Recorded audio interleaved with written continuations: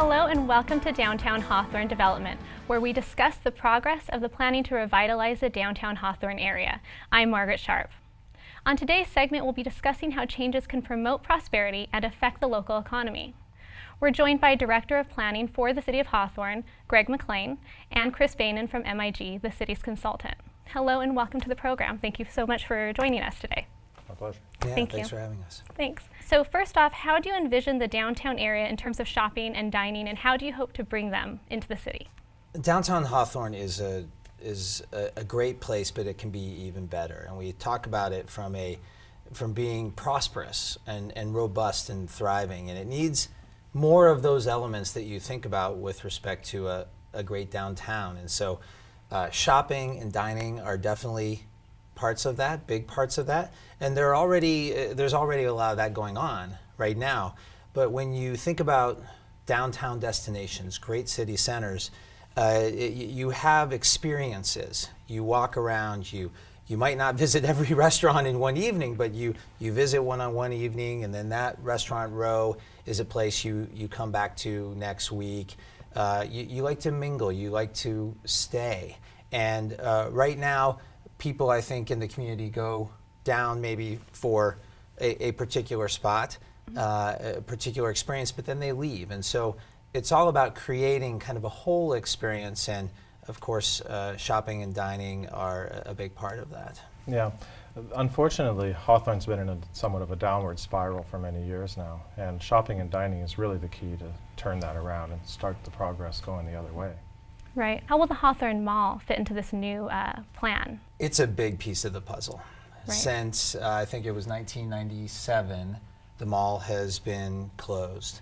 And not only is it a big piece of acreage that's not contributing from a tax base and things like that, it's an evident eyesore. It's something that states to the city and the citizens, hey, nothing's happening here. That thing's been shut for a long time. And so it is a huge piece of the puzzle. The big thing is, and this is what we've been hearing from the citizens, is don't think small. What Right. can we do to be very bold in our ideas about the space? It's a big, kind of lump in the middle of the community. The flip side of that is it's a lot of acreage, and there's a lot of infrastructure there that we can build from to create a better downtown core. So it's one of the major pieces of the puzzle. I'd say it's a key catalytic opportunity, and it's hard to imagine that we could turn things around on the boulevard without addressing the mall. Right. I know a lot of people are interested to see how that's going to turn out, so great. And can you talk about how this revitalization will support business and employment opportunities a little bit? Absolutely. I think we talk about shopping and dining and whatnot, but business opportunities and employment are increasingly a part of healthy cities. The way we kind of created things, we had everything mixed together in our cities, and then we decided, oh, we need to have employment over here, we need to have everybody sprawl out to the suburbs here, we need to have our shopping all at the mall or at the big box stores. And increasingly we're understanding that mix together, the 24/7 environment, is a huge part of being a prosperous community. And so you look at what are the industries, what are the employment uses, and that are going to be a part of our economy, not only in Hawthorne, but nationwide in the 21st century. And then you think about, okay, well then, what do those future employment uses need from a land use standpoint, from an infrastructure standpoint? Because it used to be, oh, we need to build the big Class A office building.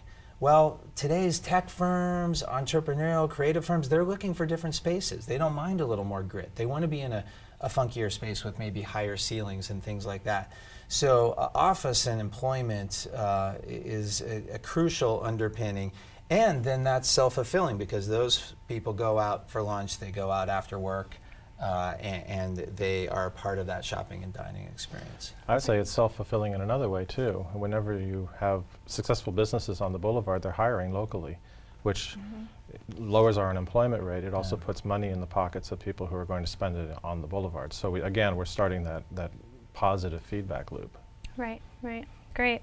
And how will the old South Bay Ford site on Hawthorne Boulevard affect the development of the boulevard? Well, I think it's another key piece to the puzzle. We have the Hawthorne Mall, we have the Civic Center site, the Robert Kennedy hospital site that's been defunct for years. And the South Bay Ford site is smaller than each of those sites. But, and there have been proposals on the table before for a mix of uses. And I think what's key about that is, one, its location, right on the boulevard, its ability to catalyze everything around it here on this stretch between Rosecrans and El Segundo. And secondly, to serve as a model for how that type of development on that sort of footprint could occur along many places along the boulevard. So stimulating that one, making sure we can get the right design in, the right mix of uses, and you know, whether it's a mix of residential with some office or commercial. I think it's a big catalyst opportunity, and you can see some of the images here. You know, we do want to respect and think about the neighborhoods in behind, so we're not necessarily for this site thinking about huge high-rise buildings, but a mid-density that can provide that oomph and vibe that you want from a great downtown. And this is a unique site for the south part of Hawthorne Boulevard.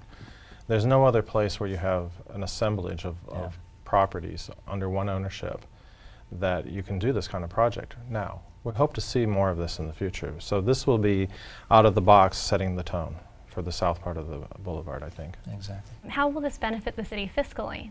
If the businesses are doing well and the employment rate comes down, ideally we can create a destination for people to come from outside of Hawthorne to spend their money. That generates sales tax. That'll increase the property values, and property tax will come to the city. And then we can spend our money on the boulevard, and it's all good then. Right. That does it for this episode of Downtown Hawthorne Development. Thank you, Greg McLean and Chris Bainan, so much for joining us today. I appreciate it. Keep an eye out for future segments discussing other aspects of the Downtown Revitalization Project.